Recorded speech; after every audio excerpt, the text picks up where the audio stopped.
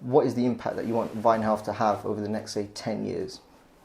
Yeah, so what Vine Health does is it uses a combination of behavioural science and AI to fundamentally improve the survival and quality of life of cancer patients.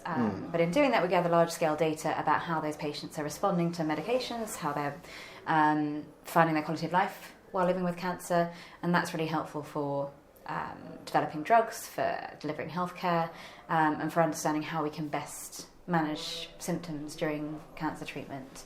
So what the platform does is allow patients to track their symptoms, side effects, medications, appointments, anything that they are facing when they go through cancer treatment, and understand the patterns in those things, and also pull in data from smartphones and wearables. So we build our machine learning algorithms off whether it's symptom data or medication data or steps and exercise, and help people understand how best to manage their side effects, but also things like appointments are something that cancer patients really struggle with. So you might have doctor appointments, imaging appointments, scans, appointments for chemotherapy, and not just doctors, but the 5 different clinicians they'll be seeing. And they'll have a huge amount of appointment letters and instructions.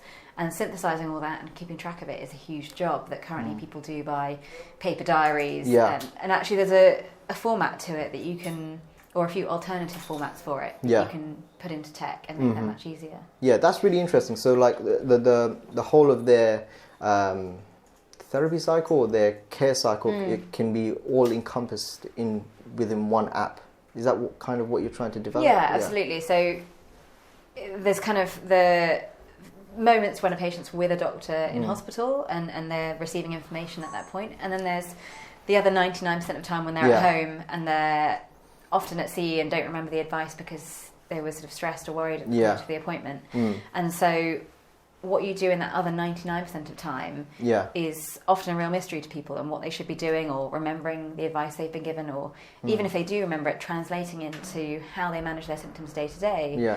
That's all really difficult. So what we plan to do is make that easier. You mentioned during your EF pitch, which I was a massive fan of, you said you highlighted you highlighted patients' behaviour and how that was like a massive indicator of their outcomes, their health outcomes during cancer. I mean, would you be able to kind of delve into that a little bit more, because that was really interesting? Yeah, it's something that's only now being increasingly acknowledged. So not just in cancer, but in any chronic disease, and cancer is increasingly sort of a condition that 58% of people live with for 10 years or more. So it's really a long-term condition that people live with often. And that introduces a huge amount of variation in people's outcomes according to what they're doing in their own homes or the decisions that they're making day to day. So it's not just, a case of going into hospital, being given your treatment paternalistically, and then your outcomes being what they are. It's, how am I going to manage this fatigue and still keep active? How am I going to manage my nausea and still keep an adequate dietary intake? All of those things have a huge impact on your outcomes. But actually firstly understanding what you should be doing, and then secondly, actually doing it are very different things. And that's what behavioural science is all to do with, is you can know what the right thing is, but actually achieving it is a very different thing. And it's the reason behavioural science has had such success in quitting smoking or helping people pay their taxes.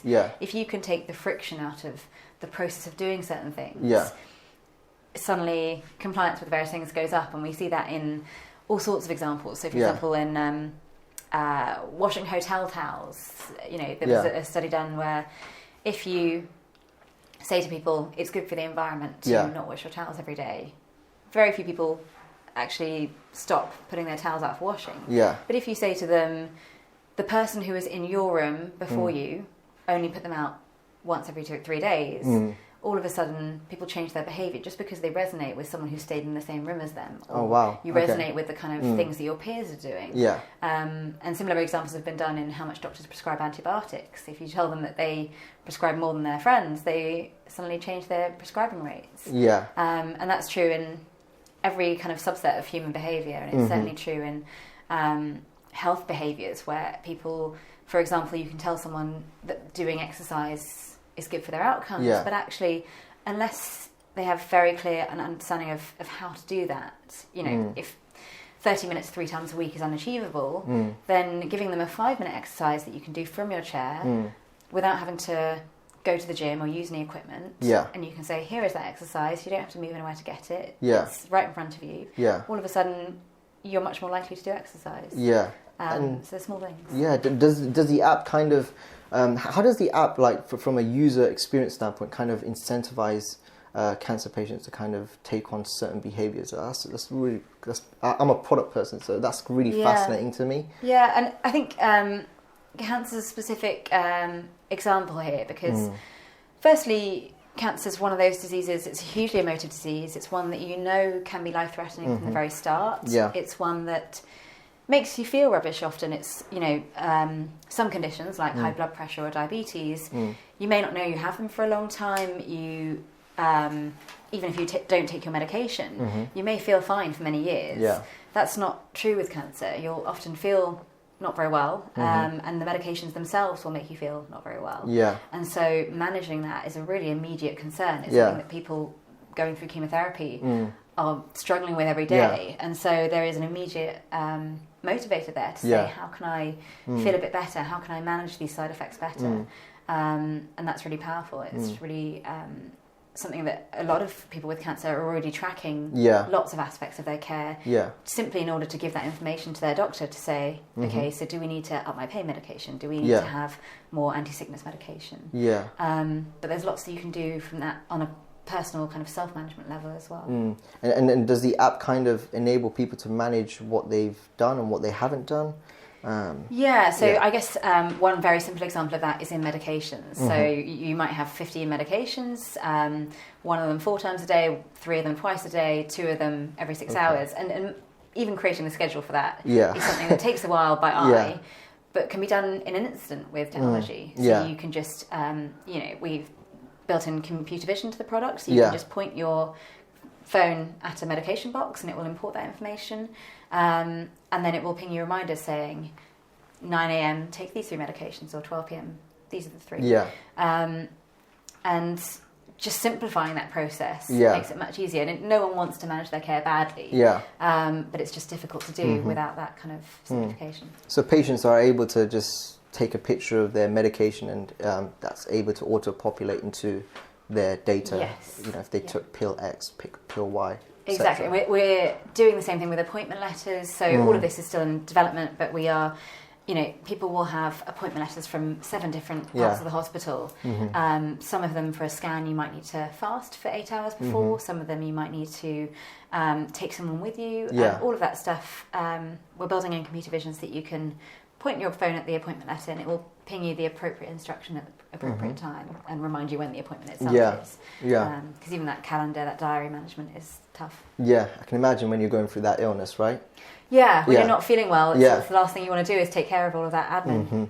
As a medical doctor, did you actually see patients kind of suffering and failing to keep up with their medication? Is that kind of what inspired you? Yeah, absolutely. I think me and my co-founder both seen this problem from different angles. So for me, working as a doctor, absolutely you see people who you don't get enough time always to explain the ins and outs of things, and people can go away thinking that they've understood but then forgetting, or not having time to understand in the appointment, or simply just having more information feeding in at different points and not knowing how to put it all together.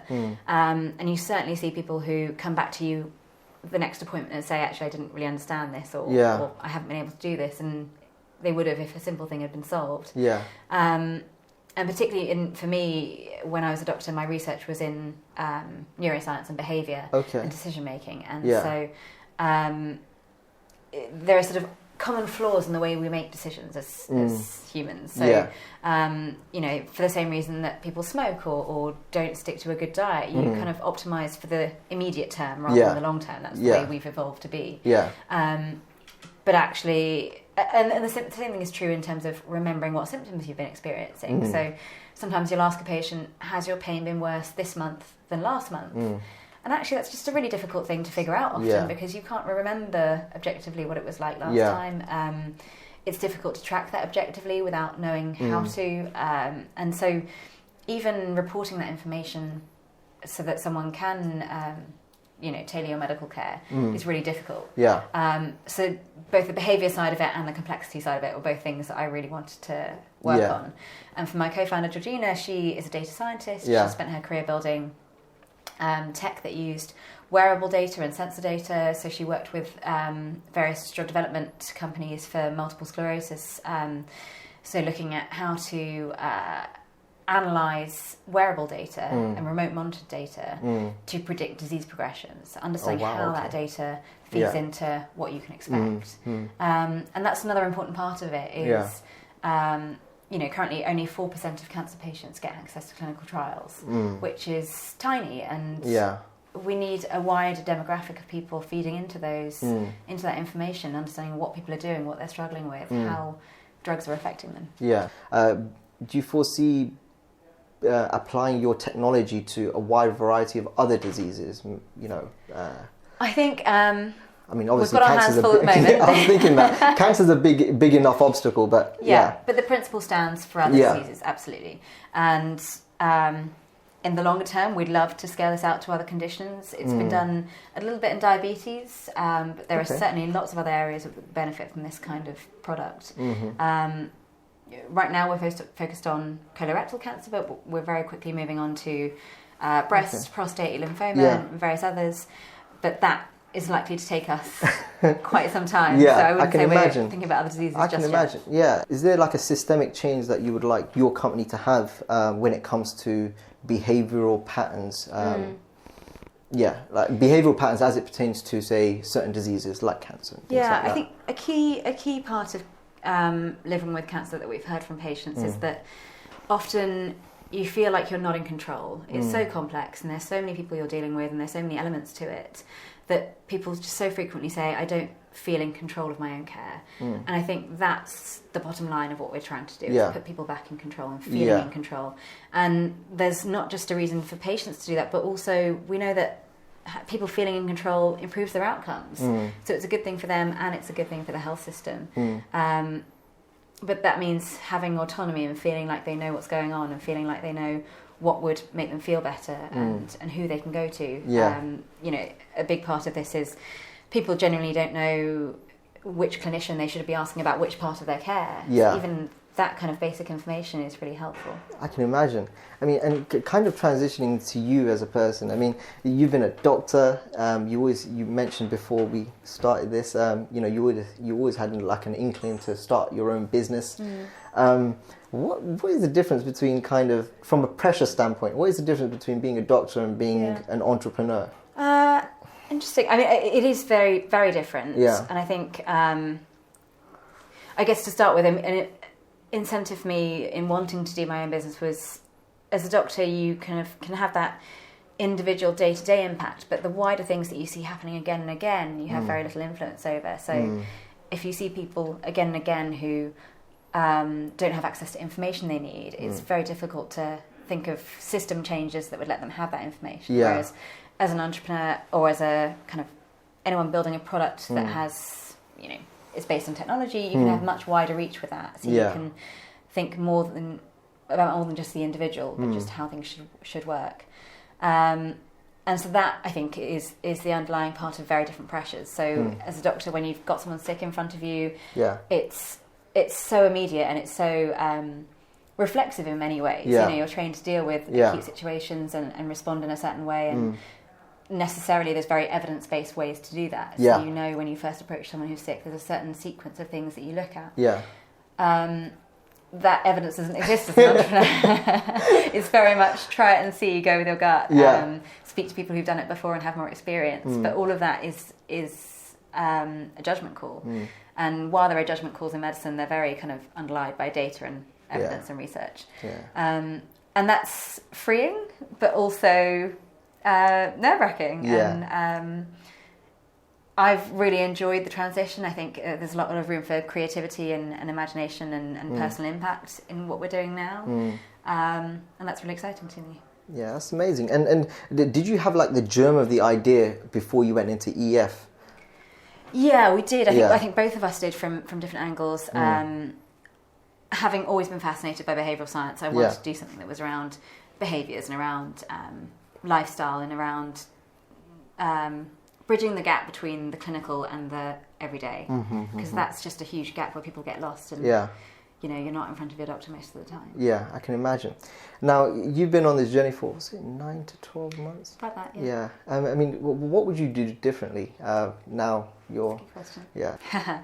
Fundraising is an interesting experience. We did learn a lot going through it, and I'm sure we will again the next time. I think with fundraising specifically, we'd underestimated how much of it is about sheer confidence. Really? And I guess that's the advice I'd give to other people going through fundraising, is that not everyone will like your idea, and that's okay. I think investing is probably a very personal thing. There are some people you resonate with, and some people who resonate with your product, and that won't apply to everyone. And particularly as a very early stage business, a lot of what any investor is taking a bet on is you as people. Yeah. And so making sure you're speaking to those people who you really get on with and want to work with and see yourself having a relationship with. Yeah. I think that's really important. And there were some meetings that we knew we didn't quite see eye to eye, but we still sort of tried to win people around. And I think actually being confident in saying these are the right investors for us and these aren't, and that's okay,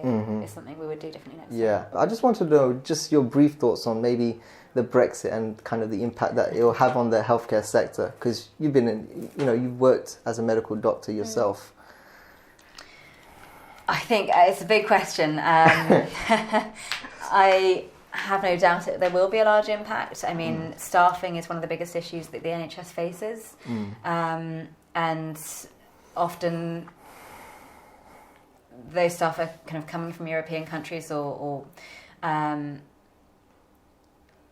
incentivized to be here as part of being in the European Union. I think there will be a huge impact. I think staffing will be one of the biggest affected areas of that. I think research and life sciences funding also, we're yet to see whether those large organisations or whether the research grants will stay in this country. Yeah. I mean, no one can predict the future, but I think there's a lot to be worked out for sure. Yeah, I can imagine.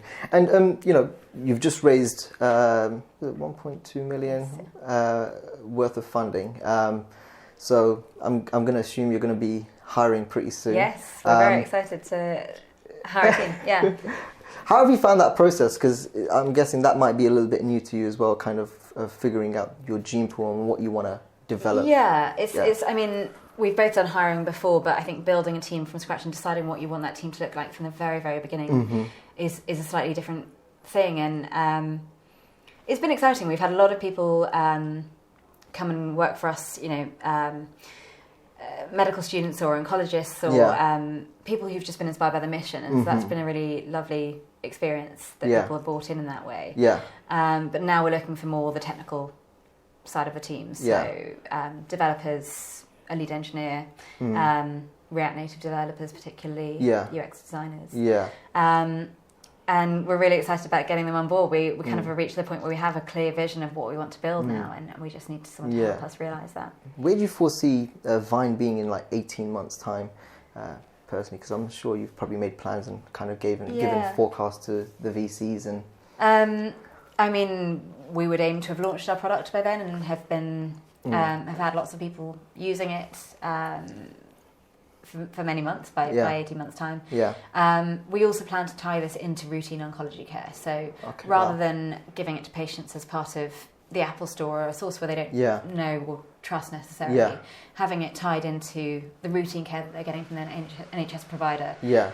So your doctor can say, along with your chemotherapy, here's something to help you manage your symptoms or help you understand what's going on. Yeah. And I think that's really important, from my own experience of just knowing what you can trust or knowing that you're getting one source of truth. And so a lot of what we're trying to do is build those relationships with various NHS providers. We've had a great reception from them so far. Yeah. But scaling that across the whole of the UK is what we plan to do. That'd be amazing. Yeah. Any new features that you're building out in your current product? Yeah, so we are aiming to publicly launch the product in October or November this year, and we're hoping to make it available to as many people with cancer as we possibly can from that stage. And between now and then, we're making it available to anyone who would like to test it and who would like to suggest things they would like or not like in it, and be able to build off that and iterate the product off it. So if anyone out there knows anyone living with cancer or is living with cancer, please do feel free to get in touch with us. Is it a specific type of cancer or across the board? We have focused on colorectal, bowel cancer initially, but we will be scaling that out to other areas. So in October or? Probably slightly before October. So between now and the start of October, we've particularly focused on bowel cancer. Okay. So quick fire round. A book that you would give to a fellow start founder outside of the Mum Test? Hooked by Nir Eyal. Okay. He is a behavioural science. He's very well known in behavioural science, but I think what he writes about in terms of building products that get people engaged and get people really bought in is relevant to any sector or any type of product. I mean, it talks about a lot of ways to buy people in, but it's rather than being about the kind of nitty gritty of product design, it's more about just how you get people to buy into your idea and your passion and your product. Okay. Wow. Okay. And most valuable advice you've received? I had a feeling I was going to be asked this sometime soon. I made a mental note to think, I've got to think of something. I can't think of anything less cliched than just absolute confidence. I think we live in a world where, particularly in startups and in tech and investment, we're at the very fringe of kind of, particularly in health tech, of so much potential and very little of that curve of introducing health tech to the health system has been covered. And, you know, there's a culture change and a behaviour change that I think needs to go with that. And people are understandably wary, but just confidence and knowing that you believe in something is incredibly swaying for people. Most valuable failure? I guess I would say those the early stage of fundraising, when you have to deal with a lot of no's, and often I think people who found a business for the first time aren't used to quite that frequency of rejection. And it's something to get used to, and it ties back to what we talked about before in terms of the right fit, and it's a two-way process, and they have to be right for you as much as you're right for them. And so you have to expect it, and I think expecting it would make it much easier. And that's true in everything, I think. You know, if you're testing something or if you're trying out new ideas, there has to be a degree of failure for you to know where the successes will be. Final question. What makes you feel the most relief as a founder? So because I lead on the sort of more commercial business development, NHS side of things, and Georgina leads on the product development, a lot of the user research, I don't as often get to have conversations with the patients or the people living with cancer that we speak to. I do at charity events or kind of events that we hold. But those conversations where I have been in on those meetings and having those conversations where we describe what we're building or we ask about certain features and people say to us, yes, I've been waiting for that. I really want that. I've been struggling with that for so long and I see how it could be easier. Those are the moments where we kind of... The most relief and joy. Relief and just excitement. Amazing. This was brilliant. Thank you. Thank you so much for this.